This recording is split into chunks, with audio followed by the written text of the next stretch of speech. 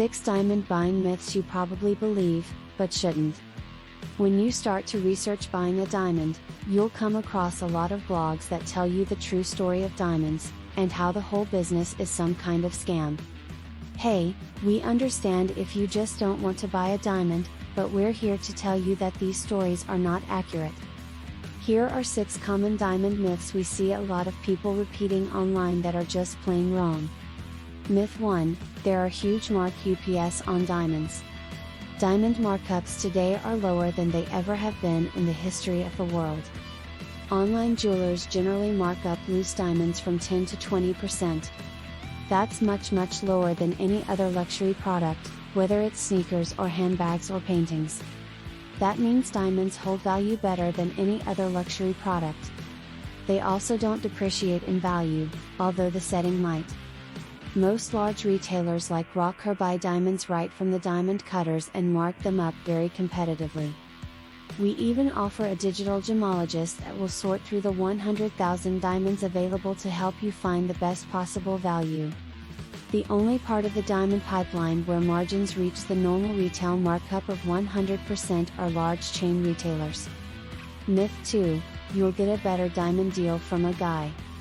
Everyone has a guy, a friend of a friend with some kind of upstairs office who will sell you a diamond at wholesale.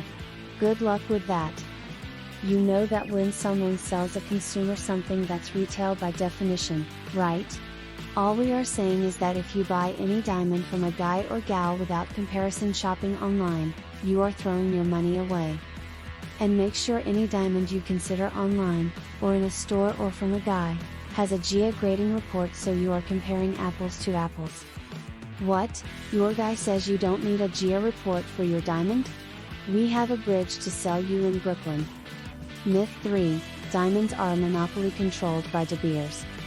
There was a time when De Beers controlled a large portion of the diamond market, managing supply and demand to make sure prices were stable. But that hasn't been true since the 1990s. De Beers today mines about 1/3 of the world's diamonds, selling $4 billion worth in 2019.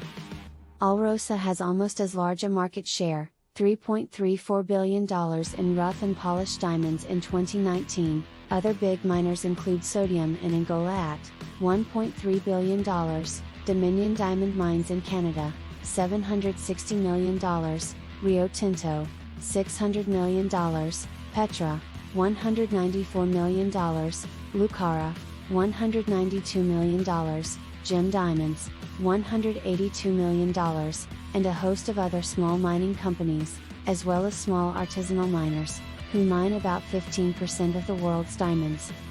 Many of these companies have government investment. For example, the government of Botswana owns 15% of De Beers. Myth 4: there are lots of blood diamonds on the market. We like a good Leonardo DiCaprio movie as much as the next person, but the movie Blood Diamonds isn't a documentary. The civil war in Sierra Leone, which was partly financed by rebel occupation of the country's diamond mines, was terrible, but it ended in 2002. The United Nations lifted diamond sanctions in 2003. The trade in diamonds that helped to fund an existing conflict in that country inspired the Kimberley Process, a United Nations mandated agreement between 82 countries, diamond producers and nonprofits around the world to track rough diamonds to ensure they do not fund conflict. Today more than 99.8% of rough diamonds are certified through the system, which has helped to remove a potential source of funding for rebel movements in diamond mining countries. Some jewelers, including Tiffany, Brilliant Earth, and Rocker, are now going beyond the Kimberley Process to offer individual polished diamonds that can be traced through the cutting process all the way back to the source country, so you can know exactly where your diamond was mined and cut. Myth 5: diamonds aren't good for Africa. Diamond revenue is very important for countries in Africa like Botswana, which derives most of its GDP from diamond mining, cutting and sorting. The diamond sector provides a livelihood for 10 million people globally, including 1.5 million artisanal and small-scale miners and their families in Africa and South America. Diamond mining is good for Africa, contributing approximately $7.6 billion per year to the continent's economy. Myth 6: Lab-grown diamonds are better for the environment. Although mining diamonds moves a lot of earth and rock, diamond mining is relatively low impact because it doesn't use chemicals. Most large diamond mines are surrounded by open, undisturbed, preserved land.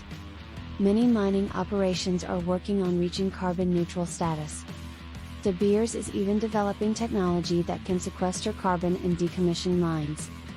According to the Diamond Producers Association, the carbon footprint of a 1-carat polished, natural diamond is smaller than that of most CVD synthetic diamonds of similar size.